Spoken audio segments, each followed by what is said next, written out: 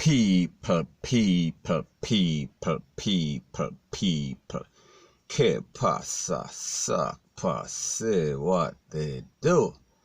Now, the first thing that is popping in the news is based on information. It is said that the SUSPECT that is involved in the slap away of 19-year-old gas station, Texaco gas station attendant. We are speaking about a person whose name is Kevin McKenzie.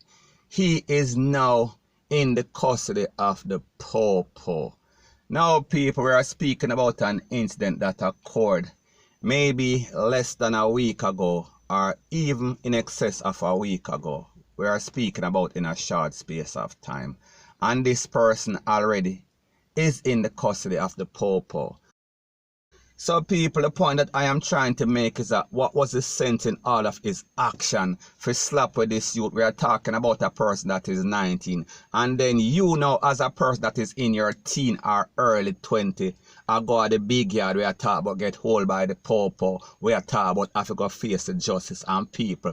When you talk about those sorts of CRIME, you know that we are speaking about decades at least, unless, of course, you get one of those sweet plea deals. Now, people, based on the information, it is said that this person is also claiming that this was a case of mistaken identity.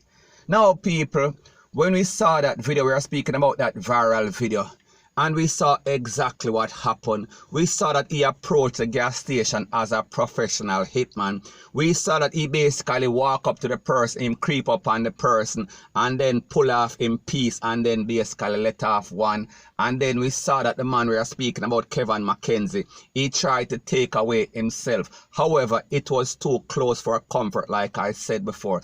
And he also picked up a piece in him back, and then it looked like he got at least 3 or 4 pieces in him crown. So, people, when you hear about that, how does that sound like mistaken identity? This sounds like a direct hit. This sounds like they basically came for this person. He was the intended target, and they wanted to make sure that he did not make it. They want to make sure that he was not taken to the place of recovery and then recover. They want to make sure that he was DOA. We are speaking about DEAD on arrival, point blank and period.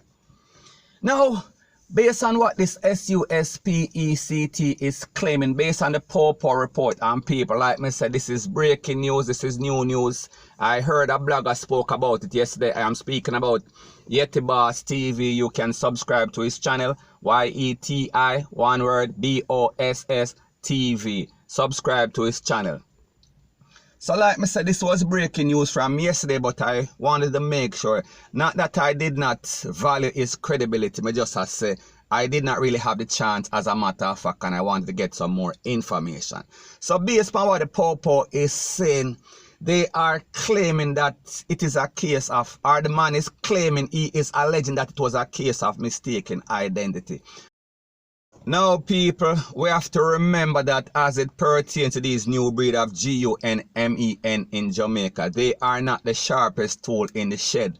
Their brain is like they are one sandwich short of a picnic basket, so therefore they're not too bright. May I talk about them kind of fool, may I talk about them dunce. Now, what would drive or what would motivate a person to slap away a person like this? Only to realize that it is a case of mistaken identity, and people, like me say, he might be throwing off the POPO and he might be saying that this is what happened, rete, lele, blue, blah, bling, and knowing fully well that he got a contract to hit this person. But people, we have to also remember that sometimes these suspects are held by the POPO. They are always going to give a different motive because they don't want to implicate other person. We are talking about the actual dance in the era. And people, this might be what is happening in this case, point blank and period. Now, people, if you remember when I did a review about this video, we are speaking about when we saw the actual video of the hit. I said to myself, even though the CCTV was not clear as day, and even though it might not be used in any sort of court, I also mentioned that anybody that knows this person, I am speaking about the hitman, they could identify him by the walk, they could identify him by how he strolled, they could know who it is. So may I say, we was hoping that somebody would have seen this video and actually call the popo and people. It seems as if that is exactly what happened, because for the popo to catch this man in less than a week or so, it seems like somebody must be talking, it seems like somebody must be snitching, point blank and period. So anyways, people, the good thing is that somebody is in the custody of the popo for the slap away, and we can finally see the wheels of justice turning, and hopefully the family members, they can get some justice for their person that was slapped away. We are talking about them family. People, that is my views on the whole thing as it pertains to that, and like me say, it is just my views and opinion, it is not the gospel. Your views and opinion can be respectfully different from mine, but let me know what you think in the comment section. Bless up. Now the next thing that is popping in the news is that we saw that a Jamaican man was sentenced to 4 years and 9 months in the federal jail. We are speaking about in Florida, and his name is Jermaine Rooms. And basically he was charged for the shipment of a set of guns back in 2017. We are speaking about 15 assorted rifles. We are speaking about 8 to the R. We are speaking about 8 to the K to the 47. And we are also speaking about 9 to the M. And we are also speaking about in excess of 3,000 rounds, 3,100 plus rounds of ammunition. Rete, lele, blue, blah, bling.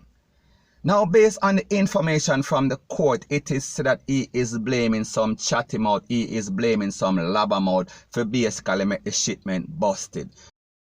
Now, in this case, we saw that this man took a very sweet plea deal because he knew within himself and in his heart of heart, if he took this case to trial and he was convicted, his ghost would have been cooked. He would have got the maximum sentence. We are speaking about the DEATH penalty, rate, lele, blue, blah, bling. Now, people, when we hear that a defendant gets 4 years and 9 months, 57 months, for an assaultment of rifles and also some serious weapon, we know that there was some sort of deal being broke. We know that something is into something. We know that there is a symbiotic relationship. That means that one hand wash the other, aka a lot of snitching, a lot of things are going on in the background. We know that he is calling up some names. And even though there's a saying that goes something like this, whenever you dance with the devil, you are going to get FUCK.